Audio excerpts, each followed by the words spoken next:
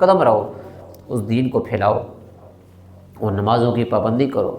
روزوں کی پابندی کرو، نیکیوں کی کثرت کرو۔ اس کا حکم دے کر نبی کریم صلی اللہ تعالیٰ علیہ وسلم اس دنیا سے ظاہری پردہ فرمایا۔ اور پیارے محبوب صلی اللہ علیہ وسلم ابھی بھی اپنے غلاموں کو دیکھ رہے ہیں، جو فریاد کرتا ہے، جو آزمائش میں ان کی بات سنتے ہیں،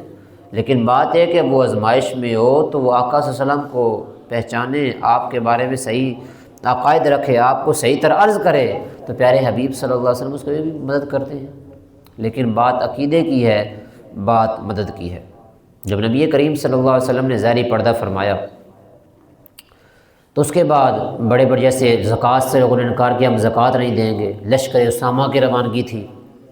کہ نبی کریم صلی اللہ علیہ وسلم اپنی ظاہری زندگی میں حضرت لشکر اسامہ جو ابھی تو جوانی کی 17 سال ان کی عمر تھی کم و بیش، ان کو لیڈر بنا کے بھیجا جنگ کے لیے کہ تم جاؤ اور جنگ کرو، اور صحابہ نے کہا کہ اے ابوبکر صدیق ابھی اس لشکر کو واپس بلا لیں، بڑے حالات نازک ہیں، لیکن آپ نے واپس نہیں بلایا، بلکہ فرمایا جس کا حکم نبی کریم صلی اللہ علیہ وسلم عطا فرما گے، میں کون ہوں تو اس سے منع کرنے والا، بلکہ میں تو اس پرچم کو ہمیشہ اونچا رکھوں گا۔ اور جب وہ لشکر وہاں سے نکلا تو جو جتنے وہ کافر اپنے گروپ بنا رہے تھے کہ ہم جنگ کرنے کے لیے مرتد ہونے کی پروگرام کر رہے تھے، اور زکوٰۃ دینے والے گروہ جتنے قبائل تھے وہ سارے ڈر گئے، کہتے ہیں لگتا ہے محمد صلی اللہ علیہ وسلم مضبوط نظام کر کے گئے ہیں کہ لوگ ابھی بھی اتنے غم کے وقت بھی لوگ ابھی مسلمانوں کو لشکر جا چکا ہے جنگ کے لیے۔ اور جب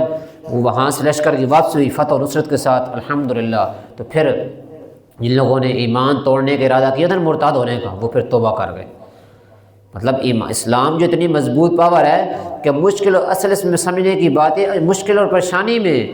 جو اسلام پر قائم رہتا ہے سر بندہ وہ ہوتا ہے۔